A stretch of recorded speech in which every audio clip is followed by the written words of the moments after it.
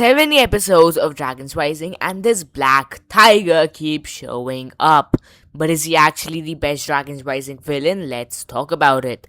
Throughout its runtime, Dragon's Rising has had a conserved but still quite a substantial villain array. Though the main villains have stuck to being Thunderfang, the Empress, and Lord Ras, there is actually competition to them, all things considered. In this video, skipping the smaller ones, we'll be comparing the big leagues and hopefully come to a conclusion as to who's number one. Starting off with our first competitor, Thunderfang. Now, Thunderfang enters Dragon's Rising with some of the richest lore in the series. And this would be a lie. We really don't know anything about him except for the fact that he was a dragon warrior in the old times and he thinks he's too great and that he deserves to be a Source Dragon Council member. And other than that, there's really nothing else we know about him. His release marks the culmination of the Forbidden 5 storyline alive, and his ambition to becoming a Source Dragon finally reveals the true extent of his greed. His betrayal of Noct and Rocks is easily his defining moment, of course, because he just kind of dips on his enemies or allies in this case right from the get-go, and he's intimidating enough every time he's on the screen, but his personality is rarely gonna be larger than his arrogance and hunger for power. His motives are also simple, but there's really no emotional background to them.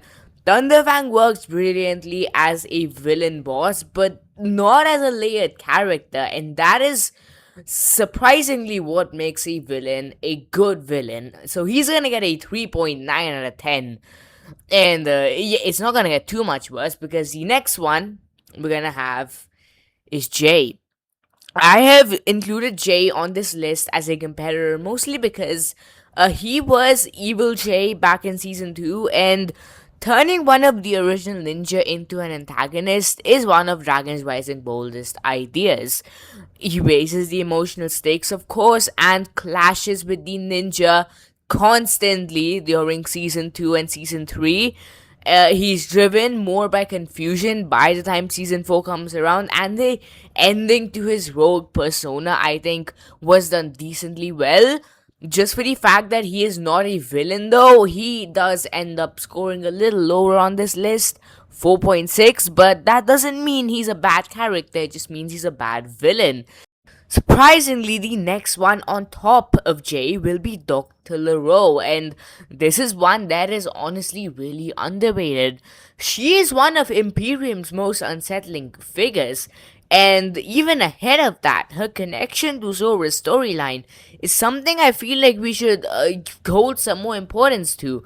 All things considered, she really was intimidating back in season 1, especially when she came into the land of monsters, and she's easily a very hateable villain, but she does include a lot of logical thinking into her personality as well nonetheless.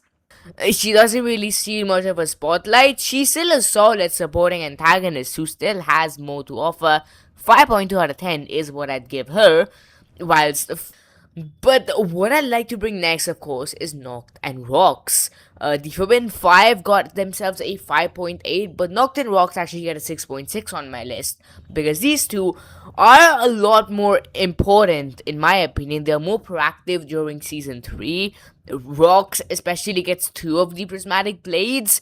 Their leadership, which they are leaders at the end of the day, gives the Forbidden 5 a clear identity, and Thunderfang consuming their souls as well. I still think even after that, Rocks and Noct are still some of the best ghostly or the spectral Forbidden 5 that we have. Nox, of course, Noct's been there since season 2 part 2, and in that season as well he did really well, and their motivations are actually quite personal, and I do think these two are definitely how the rest of the Forbidden 5 should have been done. 6.6 though, I think here is where we're going to be seeing the big split, because we're moving on to the runner-up on my list, which is Lord Ras. And the few villains have been around Ninjago as a whole as long as Lord Ras has been, and every season does end up peeling back another layer of this character. This is a very slow burn story. But my problem is, this guy goes from serving Beatrix to leading the Wolf Clan to being in the tournament to being almost dying to then trying to collect the icons. Raz is constantly adapting all the time, but we just don't know what his motivations are. It's okay, but we should have a little more to go off of when we have been with a character for this long. Feels like we don't get anywhere with him. He just collects a new icon every season, and that's it. Season 4 doesn't do anything. Season 4, he's there for 20 seconds. Season 3 does do him pretty well, but I still think he gets overshadowed in that season because of how quickly he's done with in episode 14. His motives are not even compelling because I'm just not sure what his motives are supposed to be. He wants to reverse the merge, he's a great manipulator, that's cool and all, but why does he want to do this? That I do think is something we should definitely keep in mind when definitely ranking these guys. And the fact that he doesn't even have a conclusion or a direction yet is definitely holding him back. After he does get that, he's definitely gonna climb higher. But finally, I think Empress Beatrix is the best Dragon's Rising villain at a 7.5 out of 10.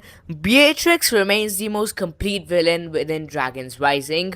She was the original villain, she came back in season 4, and I think both the arcs are done pretty well. Firstly, I just find her personality, especially in season 4, to be so funny. Hideous dragon creatures, or hideous dragon shape is what she calls them, and I just love how just low cortisol she really is. Like, just destroy everything, no one cares about anything. Her rise as Imperium's ruler was driven by insecurity, ambition, and obsession, and I do think that was a really interesting way to take a character as well. The Dragon Core storyline was cool. Her downfall, she almost destroyed the merged lands, and that actually did end up blasting forward a lot of different things that have happened in the story.